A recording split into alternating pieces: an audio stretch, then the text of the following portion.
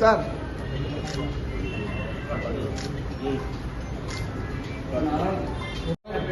నందమూరి తారక రామారావు గారు ఏ ఆశయాలతో అయితే పార్టీ స్థాపించారో బడుగు బలహీన వర్గాల కోసం అని చెప్పేసి ఆయన ఆశయాలను పుణికిపుచ్చుకొని గౌరవ ముఖ్యమంత్రి వర్యులు నారా చంద్రబాబు నాయుడు గారు పార్టీని బలోపేతం చేసి ఎన్నో నష్టాలను అన్ని భరిస్తూ ఈరోజు దేశంలోనే ఎవరు కనీవి 94% స్ట్రైక్ రేట్తో 44వ మహానాడును జరుపుకుంటున్నాము.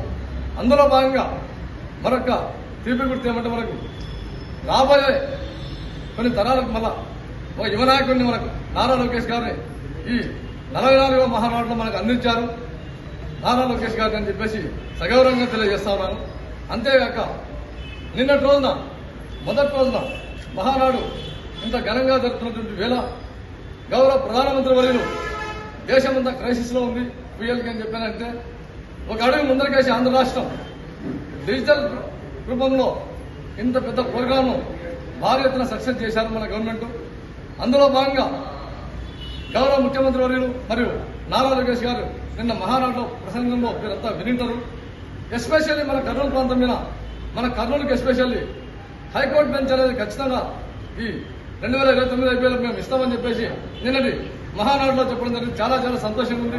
మరొక్కసారి నేను గౌరవ ముఖ్యమంత్రి వర్యులు నారా లోకేష్ గారికి ధన్యవాదాలు తెలుపుతున్నాను సార్. ఎందుకంటే మేనిఫెస్టోలో వారు చెప్పిన మాట ప్రకారం మహానాడు వేదికగా మాకు హైకోర్టు బెంచ్ గురించి ప్రస్తావించినందుకు, అంతేగాక బడుగు బలహీన వర్గాలలో భాగంగా మహిళలకు పెద్దపీట వేయాలని చెప్పేసి సంకల్పంతో మహిళా బిల్లుకు మద్దతు ఆల్రెడీ గత పార్లమెంట్ సమావేశాలు ఇవ్వడం జరిగింది.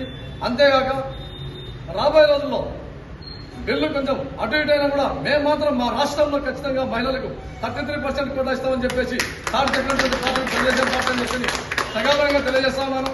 అందులో భాగంగా మహిళలకు పెద్దపీట వేస్తారు అనడానికి నిదర్శనంగా మా జిల్లా నుంచి ఒక జిల్లా అధ్యక్షురాలుగా మా అక్కగారు అయినటువంటి గుడిసె కృష్ణమ్మ గారిని బ్రహ్మాండంగా ఆల్రెడీ 33% కూడా మాకు ఇంకా రాకముందే మాకు అక్కగారిని అందించినందుకు చాలా చాలా సంతోషంగా ఉంది. కాబట్టి రాబోయే రోజుల్లో మహిళలకు పెద్దపీట వేస్తామని చెప్పేసి నిన్నటి మహానాడులో తీర్మానం చేశారు. కాబట్టి చాలా చాలా సగర్వంగా ఉంది.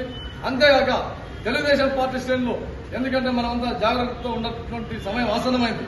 నిన్నటి రోజున వైఎస్ఆర్సీపీ వాళ్ళు మళ్లీ కుట్రలకు తెరలేపుతూ వాళ్ళు సమావేశం పెట్టుకుని రాబోయే రోజులు ఏ విధంగా ఉండాలని చెప్పేసి వాళ్ళు తీర్మానం చేసుకుంటూ ఉన్నారు. కాబట్టి తెలుగుదేశం పార్టీ శ్రేణులందరూ ఈ మహానాడు వేదికగా మహానాడు పండుగ అంగరంగ వైభవంగా చేస్తున్నటువంటి వేళ ప్రతి ఒక్కరు రాబోయే రోజుల్లో రాబోయే లోకల్ బాడీ ఎలక్షన్స్ అయితేనేమి ప్రతి ఒక్క దాని విషయంలో మనమంతా గంటాపదంగా మనమంతా ఏకస్థలమై పార్టీని విజయతీరంలో చేర్చాలని చెప్పేసి కోరుకుంటూ సెలవు తీసుకుంటాను.